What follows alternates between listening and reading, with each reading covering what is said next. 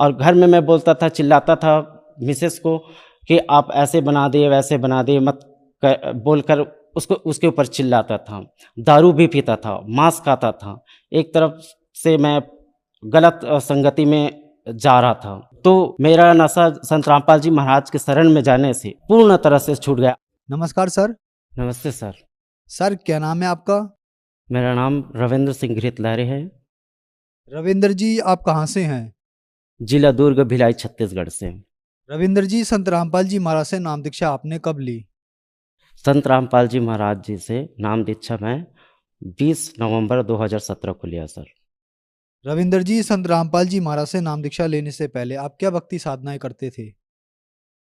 संत रामपाल जी महाराज जी से नाम दीक्षा लेने से पहले मैं सतनामी पंथ से हूँ सर। और मैं आपके चैनल के माध्यम से ये सतनामी पंथ बताना चाहता हूँ सर कि कबीर सागर में मैं संत रामपाल जी महाराज जी से नाम दीक्षा लेने के बाद सत्संग में मुझे पता चला कि बताते हैं कि द्वादश पंथ काल फुरमाना, भूले जीव न जाए ठिकाना। तो उसमें काल के द्वारा कबीर नाम से जो 12 पंथ चला है, उसमें 7वां पंथ सतनामी पंथ है सर। तो उसमें पंथ से मैं फॉलो करता था। और छत्तीसगढ़ में संत गुरु घासीदास हुए हैं, उसकी भक्ति करता था और सतनाम का जाप करता था। और इष्ट रूप में सतपुरुष को मानता था, सिर्फ सतपुरुष ही कहते थे। और हमें ये पता नहीं था कि सतपुरुष कबीर साहिब ही है, ये हमें पता नहीं था। ना हमें आज तक कभी ये नहीं बताया कि कबीर पंथ से ही सतनामी पंथ चला है, निकला है, और कबीर साहिब ही सतपुरुष हैं। सर, छत्तीसगढ़ के रहने वाले हैं, छत्तीसगढ़ को कबीर पंथ का गढ़ भी कहा गया है। संत रामपाल जी महाराज जी भी कबीर पंथी हैं। तो इन सब पुरानी कबीर पंथ को छोड़कर आप कबीर पंथी संत रामपाल जी महाराज जी के पास गए, क्या कारण था? जी सर, जितने भी अभी कबीर साहब के नाम से जो पंथ चल रहा है, उसमें सिर्फ कबीर साहब को सदगुरु ही बताते हैं, पूर्ण परमात्मा नहीं बताते हैं। और साथ में अन्य देवी देवताओं की भी भक्ति बताते हैं।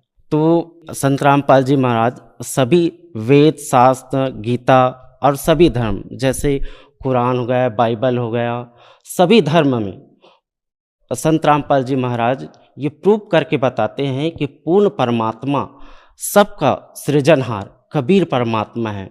वो अल्लाह गॉड है, वही है पूर्ण परमात्मा। यहाँ तक कि मैं मुझे तो उस टाइम ये पता नहीं था, मैं गीता को जानता था पर मैं देखा नहीं था, ना वेद देखा था। तो मुझे लगा कि मैं सतनामी पंथ से हूँ। तो जब संत रामपाल जी महाराज का जब मैं सत्संग देखा, तो उसमें संत रामपाल जी महाराज का ज्ञान और अपने जो धर्म पंथ में मैं जो भक्ति कर रहा था, उससे मिलान किया। तो मुझे पता चला कि पूर्ण परमात्मा कबीर साहब है। जैसे कि हमारे संत गुरु घासीदास के वाणी में लिखा है, आरती करते हैं उसमें पूरा, हम तो सभी बताते हैं कि पूर्ण परमात्मा निराकार है, लेकिन हम पूर्ण परमात्मा सशरीर की गुणगान करते हैं, संत रामपाल जी महाराज जी बताते हैं। तो हमारे पंथ में पूर्ण परमात्मा को निराकार बताते हैं, और उसमें हम छठवें आरती दर्शन पावे तो पूर्ण परमात्मा सशरीर है, तभी हम उसका दर्शन कर सकते हैं। तो इस कारण से मैं संत रामपाल जी महाराज के शरण में गया हूँ। संत रामपाल जी महाराज के शरण में जाने के बाद, जैसे कि सभी बताते हैं कि उनको बहुत सारे अनुभव हुए, बहुत सारे लाभ हुए, आपके साथ भी कुछ ऐसा अनुभव रहा? जी सर, संत रामपाल जी महाराज जी के शरण में जाने से पहले मैं बहुत जो गुटखा खाता था, जो विमल का पाउच आता है, राजश्री विमल, उसका पाउच बहुत खाता था मैं। कहने का मतलब गुटखा इतना खाता था कि मैं मुंह में एक थूकता तो दूसरा डाल लेता था। मेरा स्थिति ऐसे था, मेरे दोनों गाल में, पूरे मुंह में 24 घंटा छाले रहता, मैं खाना भी नहीं खा पाता था। घर में इस बात के लिए मैं झगड़े भी होते थे कि खाने को, गलती तो मेरी थी कि मैं खाना नहीं खा पाता था। गुटखा इतना खाता था कि मेरे मुंह में छाले रहते थे। और घर में मैं बोलता था, चिल्लाता था मिसेस को कि आप ऐसे बना दिए, वैसे बना दिए, मत बोलकर उसके ऊपर चिल्लाता था। दारू भी पीता था, मांस खाता था। एक तरफ से मैं गलत संगति में जा रहा था। तो मेरा नशा संत रामपाल जी महाराज के शरण में जाने से पूर्ण तरह से छूट गया। और उस दिन से, जिस दिन से मैं नाम दीक्षा लिया हूँ, उस दिन से मैं गुटखे को हाथ भी नहीं लगाया हूँ, ना मैं किसी को ला के देता हूँ, ना मैं सहयोग करता हूँ। संत रामपाल जी महाराज जी से नाम दीक्षा लेते ही मेरे जितने भी नशे थे, सारे नशे, जैसे गुटखा, दारू, सिगरेट, जितने भी मैं व्यसन करता था, सारे छूट गए। और दूसरा लाभ ये हुआ कि भगत भाई के घर हम लोग रुके थे, तो मैं जाने के टाइम में हम लोग निकले तो पीछे से मेरा बच्चा भी निकल गया और रोड के बीच में आ गया। दूसरी तरफ से बाइक आ रहा था, तो इतना ज़ोर से एक्सीडेंट हुआ, ज़ोर से बहुत, जैसे दो गाड़ी आपस में टकराती, इतना ज़ोर से आवाज़ आया। तो क्या हुआ कि मेरे पीछे से फिर मेरे मिसेज जो निकल के आई, देखा तो, और बच्चा जो है गाड़ी के बीच में फंस के 12 फुट तक कम से कम रगड़ते हुए गया।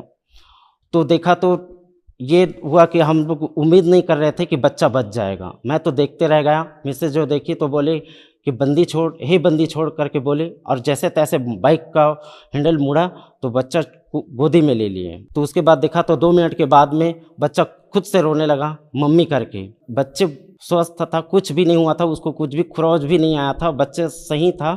तो वो जो बाइक वाले भी थे तो वो भी मतलब देख के पहले तो बोलने लगे कि हम लोगों को कुछ करेंगे, मारेंगे, पीटे। तो हमने बोला कि हमारा बच्चा सही है, आप जा सकते हो भैया करके हम उसको जाने दे दिए। तो घर में ला के देखा तो बच्चे सही था, उसको कुछ भी नहीं हुआ था, परमात्मा संत रामपाल जी महाराज की दया से। सर, संत रामपाल जी महाराज से नाम दीक्षा लेने के बाद आपको बहुत सारे लाभ प्राप्त हुए, तो संत रामपाल जी महाराज से नाम दीक्षा कैसे ले सकते हैं?